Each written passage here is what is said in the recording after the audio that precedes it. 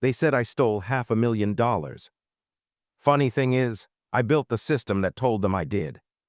But what they didn't know was that same system was watching them too. I still remember the day we launched it, the fraud detection system.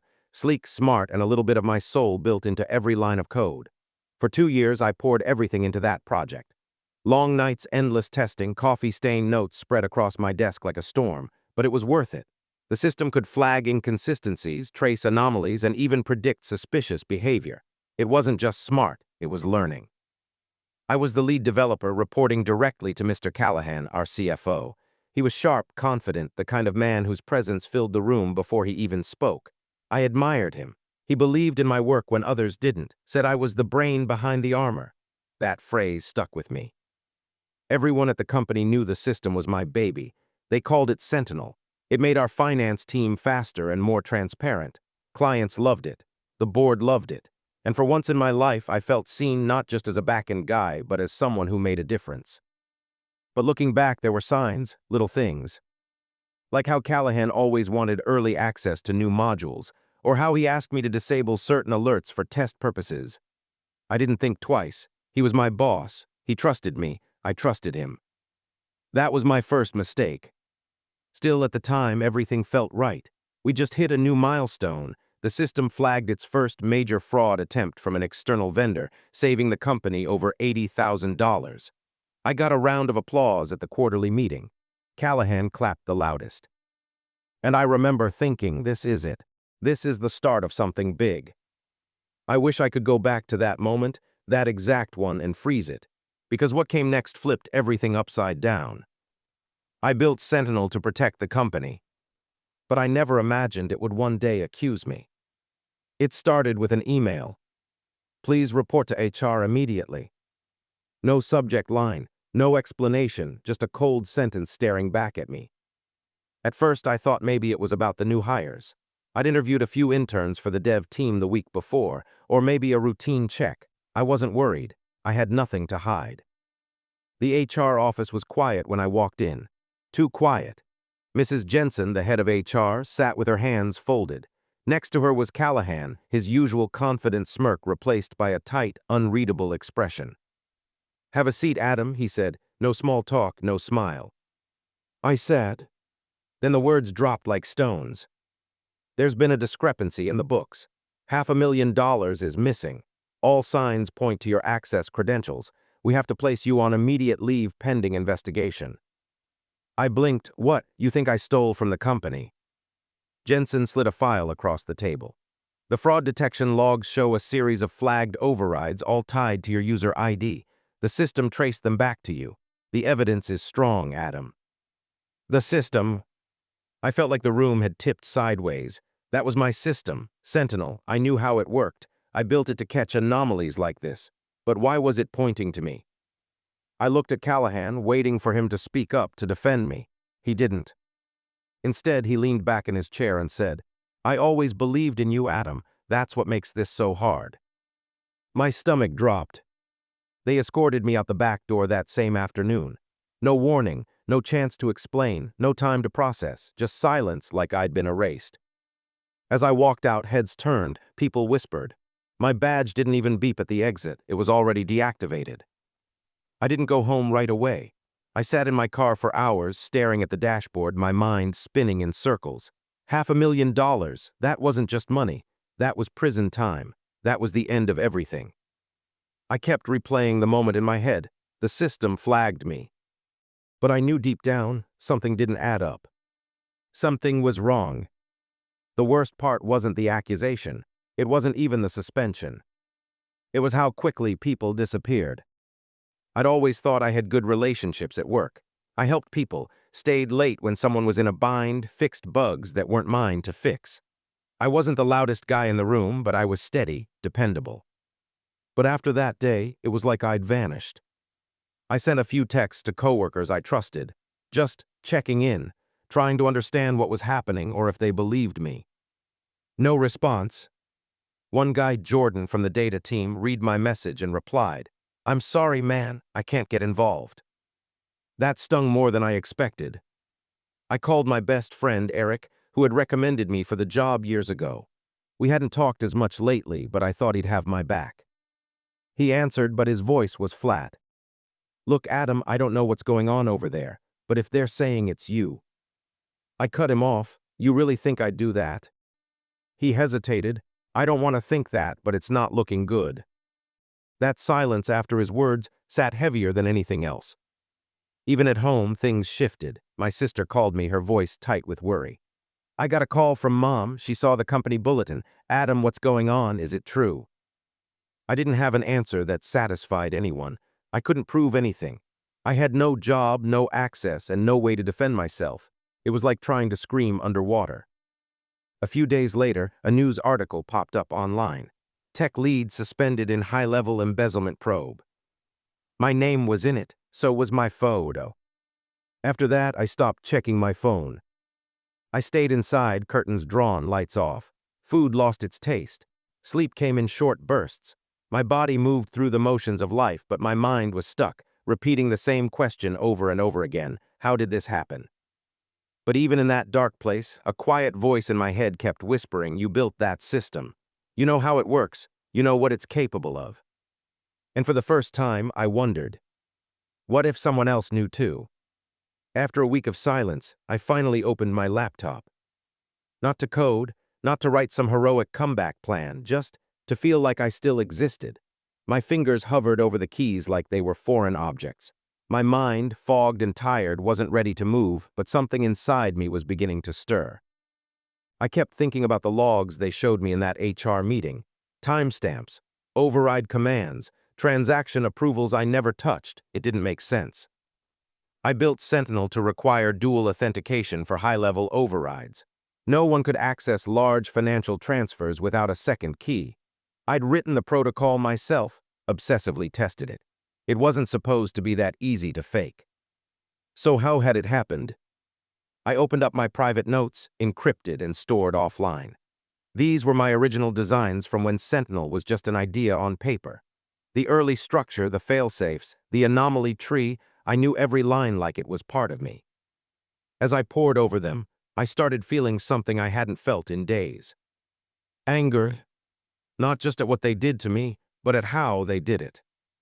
Because the more I reviewed my own work, the more it became clear. Someone had either bypassed my security or found a way to impersonate my credentials. And that wasn't easy. It required a level of internal access only a few people had. People like Callahan. I didn't want to believe it at first. He debacked me from the beginning. He gave me opportunities. He called me the brain behind the armor. But now that phrase felt bitter, manipulative, like he was hiding something behind every compliment. I needed more than suspicion. I needed proof. That's when I remembered something. During testing, I'd built a hidden audit log separate from the main system. It wasn't publicized. Not even the CFO knew about it. It was a safety net I created just in case Sentinel ever turned on itself. And I still had the encryption keys. My heart started racing. If I could get into that backup log, I might see everything, the real sequence of events. Who accessed what, when, from where. I wasn't out of the dark yet. But for the first time since this nightmare began, I saw a glimmer of light. I wasn't sure if it would work. The audit log was stored on a secure backup server I'd set up months ago. A hidden failsafe with limited access, meant only for system integrity reviews. Most developers didn't even know it existed. I built it under my own profile, encrypted the keys, and never documented it in any official folder. And they hadn't revoked my access to everything, just the main network. The backup server, it was external, siloed, and mine. My hands trembled as I connected through a private VPN. I ran a diagnostic command just to test if the server still responded. Ping successful. A slow breath escaped my lips. I was in. The directory structure opened like an old friend. Logs, raw packet data, access trails, everything was untouched. The server hadn't been accessed since before the day I was suspended. That meant no one had thought to check it or even remembered it existed. I navigated to the date in question, the day the unauthorized transactions were made. There they were, the override commands, same as the ones they showed me in HR. But this time I had more than just surface-level logs. I had metadata. As I traced the entries, patterns began to emerge. IP addresses, device IDs, and then something strange. A command labeled as approved by Adam, K, was timestamped at 2:17 a.m. I wasn't even awake at 2:17 a.m. And that device ID, it didn't match any of mine. Someone had cloned my credentials. Carefully, methodically, enough to fool Sentinel's main logs but not the buried ones.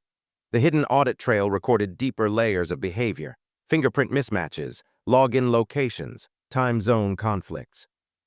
I sat back, staring at the data, my heart pounding. Whoever did this wasn't just clever. They were inside the system, familiar with its structure, which meant they were someone high up, someone like Callahan. I didn't have hard proof yet, but the shadow of his presence loomed over every line of false data.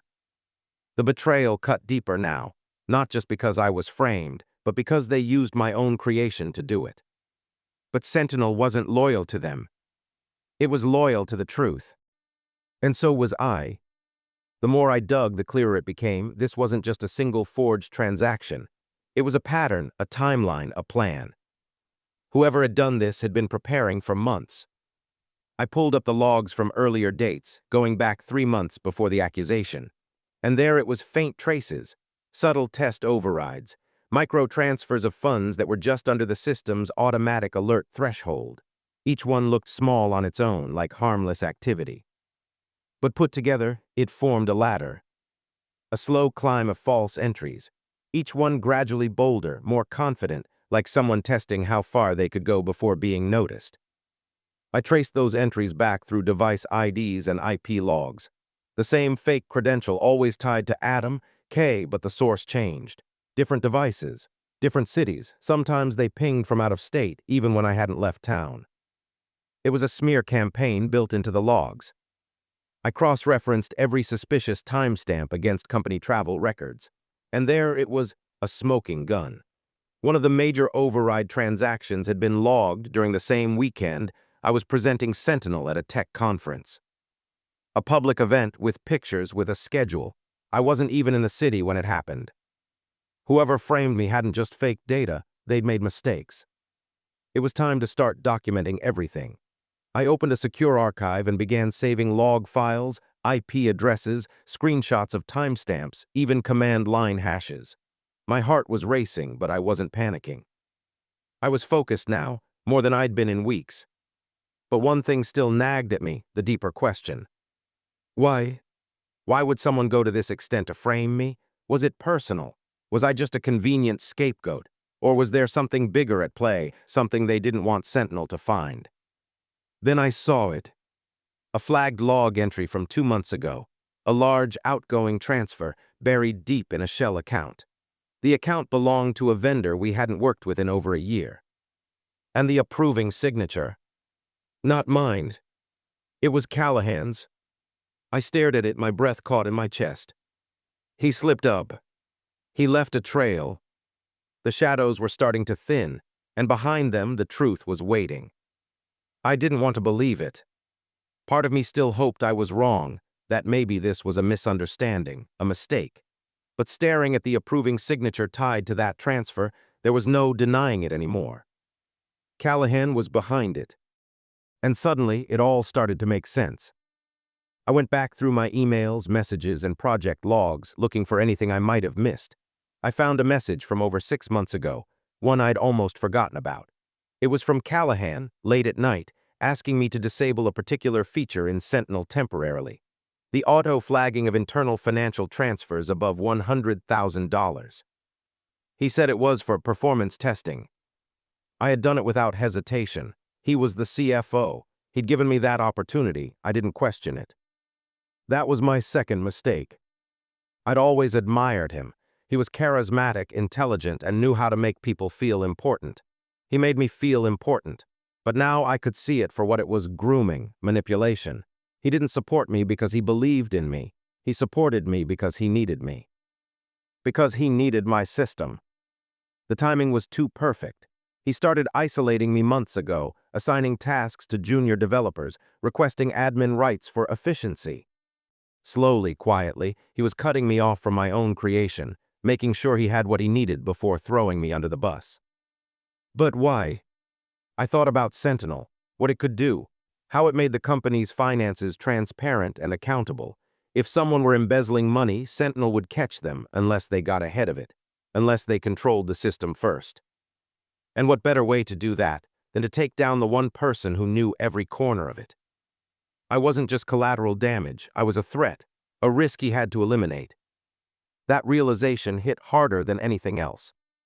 It wasn't just professional anymore, it was personal. He looked me in the eyes while framing me, let me fall, watched me lose everything. And now he thought I was gone. But I was just getting started.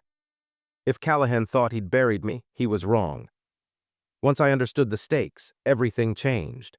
I wasn't just fighting to clear my name, I was fighting to expose a man who betrayed not only me but the whole company. I had to be smart, careful, invisible. I couldn't go to the police without proof, and I couldn't get proof without access. So I turned Sentinel against him. I started by rebuilding parts of the system offline, recreating the architecture with the backup data I still controlled. It was like retracing footsteps in a dark room, looking for the cracks. I wrote custom scripts, traps hidden inside Sentinel's code, to watch for any suspicious behavior, any attempts to cover tracks. I set up dummy transactions, fake accounts, and backdoors only I could monitor. It was risky. If Callahan or his team noticed, I could lose everything, even worse than before. But it was the only way. Days turned into nights. I lived in a small apartment, surrounded by monitors, my phone off, my mind racing. Every ping, every alert from the system was a heartbeat, a sign that someone was trying to move money, hide transactions, or erase records. And then it happened.